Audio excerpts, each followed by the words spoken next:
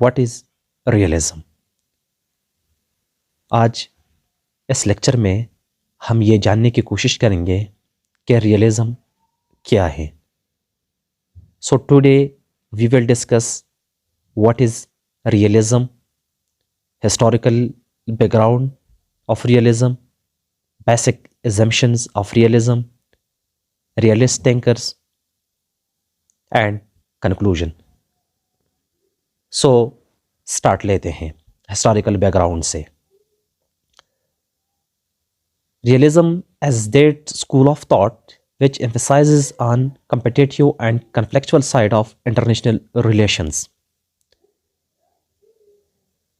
Realist thinkers جو ہیں یا ریئلسٹ مکتبہ فکر کے جو لوگ ہیں وہ انٹرنیشنل پالیٹکس کو ایک کمپٹیٹیو اور کنفلکچوئل سائڈ سے دیکھتے ہیں. کس طرح سے وہ دیکھتے ہیں؟ وہ کہتے ہیں کہ انٹرنیشنل لیول پر انارکی ہیں اور اس انارکی میں اسٹیٹ جو ہے یہ مین ایکٹرز ہیں اور یہ ایک دوسرے کو ڈومینیٹ کرنا چاہتے ہیں, ایک دوسرے کے اوپر اپنے پاور کو بڑھانا چاہتے ہیں. اور یہ تو لازمی بات ہے کہ جب ایک اسٹیٹ دوسری اسٹیٹ کے اوپر پاور کو بڑھانا چاہتا ہے تو یہاں پر کانفلکٹ ہوگی. سو دیٹس وائی ہم یہ کہتے ہیں کہ it's emphasises on competitive and conflictual side of international relations. یہ لیٹر آن ہم اس میں ڈسکس کریں گے. So its route are found in some earliest writings. دیکھیں اس کے جو روٹس ہیں, جڑیں ہیں, یہ ہمیں بہت پیچھے زمانے میں اگر ہم جائے تو اس کے روٹس ہمیں ملتے ہیں. پہلے تو انٹرنیشنل تھیوریز نہیں تھے, نہ انٹرنیشنل ریلیشنز تھنکرز تھے اور نہ انٹرنیشنل ریلیشنز کا کانسیپٹ تھا. بلکہ جو ماڈرن تھیورسٹ ہیں اس نے کچھ سملیرٹیز ڈیٹیکٹ کی ہیں جو اینشینٹ رائٹنگز تھی اس میں اور ماڈرن ورڈز میں جو رائٹنگز ہیں اس کی جو بیسک ایزمپشنز ہیں وہ ایک دوسرے سے ملتے جلتے ہیں. So that's why we can say that its route are found in some earliest writings. اور اس کو ایگزامپل سے سمجھنے کی کوشش کرتے ہیں. Thucydides, he was an ancient historian. He wrote the history of Peloponnesian War. Peloponnesian War یہ اسپارٹا اور ایتھنس کے درمیان میں لڑی گئی تھی اور the war was fought during 431 BC to 404 BC. یہ جنگ 431 میں شروع ہوئی تھی BC میں اور 404 BC میں یہ جنگ ختم ہوئی تھی. اس نے جو ہسٹری لکھی ہیں the history of Peloponnesian war, اس سے ہمیں کچھ روٹس ملتے ہیں ریئلزم کے. At that time there was no world realism. اس وقت میں ریئلزم کا کانسیپٹ نہیں تھا, یا ریئلزم جو ورلڈ ہے یہ نہیں تھا, کیونکہ ہم یہ ڈسکس کر چکے ہیں تھوڑا سا پہلے, because there were no international relations, وہاں پر کوئی کانسیپٹ نہیں تھا.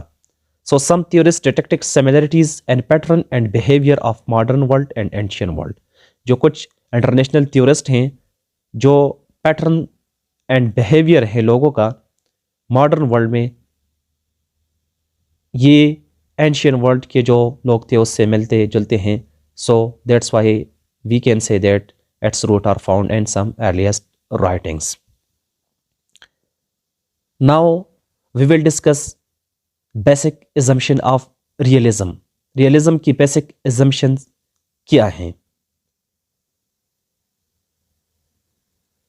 Nation states are principal actors in international relations.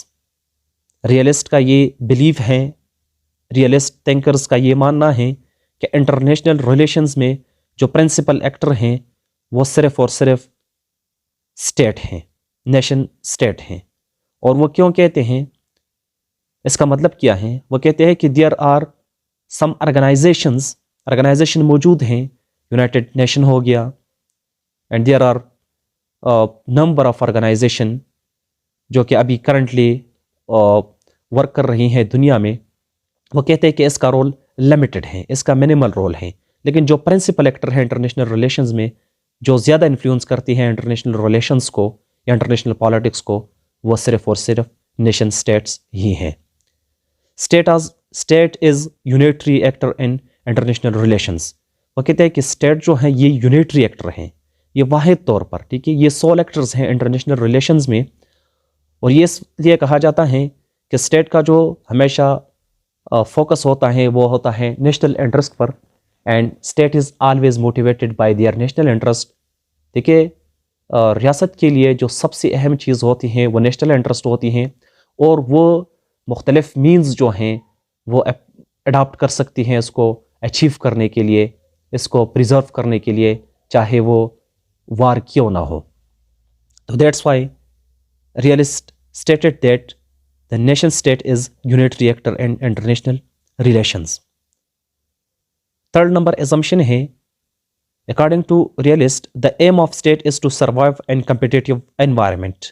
وہ کہتے ہیں کہ ریاست کا جو سب سے بڑی مقصد ہے یا ریاست کا جو ہائیسٹ گول ہے وہ یہ ہے کہ یہ جو کمپٹیٹیو انوائرمنٹ ہے، یہ جو ریاست جو ہیں یہ ریاستیں انٹرنیشنل لیول پر گلوبل ورلڈ میں وہ ایک دوسرے کے ساتھ مسلسل کمپٹیشن میں ہیں، ٹھیک ہے، کہ ڈومینیٹ ادر اسٹیٹس. وہ کہتے ہیں کہ یہاں پر یہ کیا ہے، سروائیو کرنا چاہتے ہیں. سروائیول جو ہے وہ ہائیسٹ گول ہیں اس انارکک انٹرنیشنل آرڈر میں. Number 4 states only rely on themselves. دیکھیے اس کا مقصد یہ ہے کہ اسٹیٹ جو ہے اس کو اپنے آپ پر یقین کرنا چاہیے، بیکاز ریئلسٹ جو ہیں وہ انٹرنیشنل لا کو نہیں مانتے ہیں، وہ انٹرنیشنل آرگنائزیشنز کو نہیں مانتے ہیں جیسا کہ UN ہو گیا. اور ریئلسٹ کہتے ہیں کہ جب بھی جو اسٹرانگر اسٹیٹ ہوتے ہیں اس کے انٹرسٹ سامنے آ جاتی ہیں تو they kick out international law, international morality and international organisations. اور اگر اس تھیوری کو ہم انٹرنیشنل آرگنائزیشنز پر اپلائی کریں تو ریئلسٹ کا یہ بیلیو ہے کہ ریاستیں جو ہیں، یہ جو اسٹرانگر اسٹیٹس ہیں، پاورفل اسٹیٹس ہیں، وہ انٹرنیشنل آرگنائزیشنز کو اپنے مقصد ہی کے لیے استعمال کرتے ہیں. So that's why they stated that states only rely on themselves. 5 number assumptions ہیں. ریئلسٹ کا یہ ماننا ہے کہ ہیومن نیچر از ایگوئسٹک. انسان کی جو فطرت ہے، فطرتاً پیدائشی طور پر انسان جو ہیں یہ لالچی ہیں. اور یہ کس طرح سے لالچی ہیں کہ ڈیزائر فار پاور، اور ہر انسان جو ہے وہ اپنے ہاتھ میں پاور چاہتا ہے. وہ کہتے ہیں کہ ریاست جو ہیں انٹرنیشنل لیول پر وہ بھی ڈیزائر رکھتے ہیں پاور حاصل کرنے کے لیے. اور 6 نمبر ایزمپشنز ہیں وہ یہ ہے کہ human are organize into state. وہ کہتے ہیں کہ انسان کی فطرت جو ہیں وہ ایگویسٹک ہیں، وہ لالچی ہیں، وہ ڈیزائر فار پاور رکھتا ہے. اور یہی لوگ جو ہیں یہ آرگنائزڈ ہوئے ہیں اور اس نے ایک ریاست کو اسٹیبلش کیا ہے، ایک اسٹیٹ کو ایریکٹ کیا ہے، ٹھیک ہے. سو نمبر 7 ایزمپشن جو کہ اس سے ریلیٹڈ ہیں وہ کہتے ہیں کہ human nature impact state behaviour. اور یہ جو ایگویسٹک نیچر ہیں یہ ہیومن کی نیچر ریاست کی جو بیہیویئر ہیں وہ کیا کرتے ہیں، امپیکٹ کرتے ہیں اس کے اوپر. ایگریسیو جو ریاست ہوتے ہیں وہ پالیسیز اڈاپٹ کرتے ہیں. یہ تھے basic assumptions of realism. Now we will discuss that who were realist thinkers. تو جو اہم ریئلسٹ تھنکرز ہیں اس میں سے جو پہلا نام ہے وہ ہے میکیاویلی کا. اس نے جو بک لکھی تھی دا پرنس 1513 میں، 1513 میں، اور یہ بہت زیادہ لوگوں نے ریڈ آؤٹ کی ہیں اور اس کو بائبل آف پالیٹکس بھی کنسیڈر کیا جاتا ہے. اس کا یہ ماننا تھا کہ state can use violence for national security.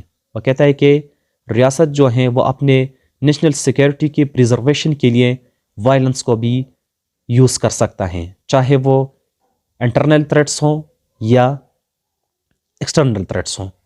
اور میکیویلی کا یہ بھی ماننا ہے کہ رولر جو ہیں اس کو لائن کی طرح ایک پاورفل ہونا چاہیے، اور فاکس کی طرح وہ کہتے ہیں اس کو ڈسپٹیو ہونا چاہیے، چالاک ہونا چاہیے، کیونکہ وہ دوسروں کو دھوکہ دے سکیں. اور اس کا یہ ماننا تھا کہ اگر ریاست کے پڑوس میں جنگ ہو تو ریاست نے یہاں پر نیوٹرل رہنا جو ہے وہ نہیں رہنا چاہیے، اس کو کسی کا ساتھ دینا چاہیے. اور اچھی بات یہ ہے کہ وہ جو کمزور ریاست ہیں اس کا ساتھ دے دے. تو یہ ایک ریئلسٹ تھنکر تھا.